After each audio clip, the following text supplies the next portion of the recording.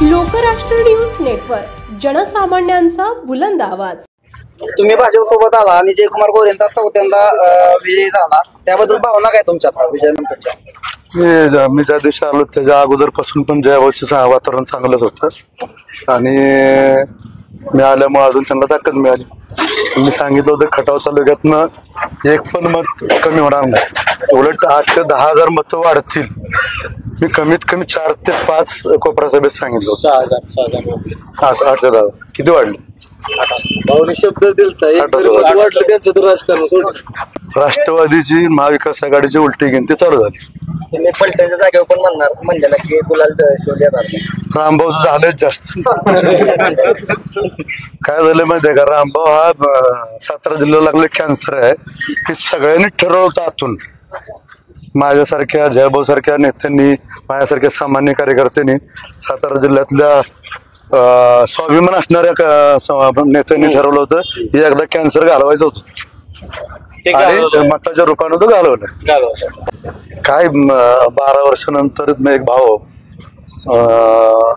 एक दोन्ही भाऊ एकमेकाला भेटतात, त्याच्या भावना असतात ते न सांगण्यासारख्या असतात। राष्ट्रवादीचा बालेकिल्ला होता सातारा जिल्हा, आता तो भाजपचा बालेकिल्ला तर इथून पुढे दिसेल, जिल्हा परिषद पंचायत समितीला पण दिसेल।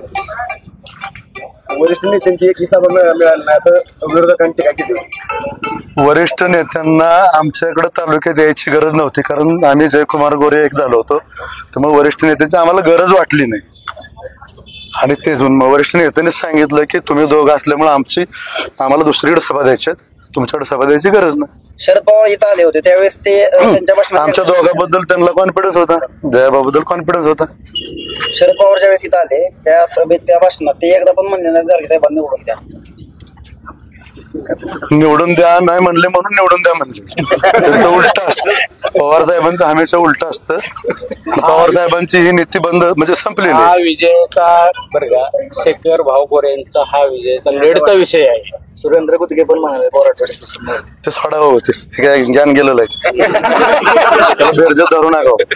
त्याच्या मायनीत कार्यक्रम त्याचा करेक्ट केलाय आणि खटाव तालुक्यातनं 8,000 लीड म्हणजे जोक नाही हो।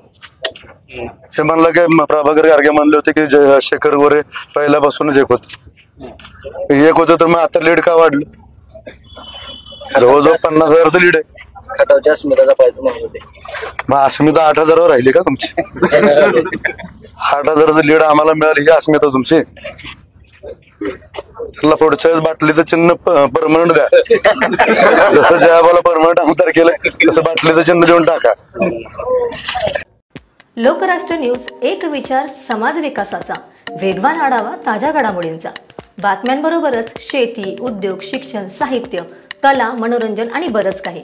जनतेच्या सर्वांगीण विकासासाठी सदैव तत्पर असणारं, तुमचं आमचं आपलंसं वाटणारं लोकराष्ट्र न्यूज एजन्सीचं परिपूर्ण news channel Lokrashtra news network like करा, सबस्क्राईब करा आणि हो शेअर करायला विसरू नका।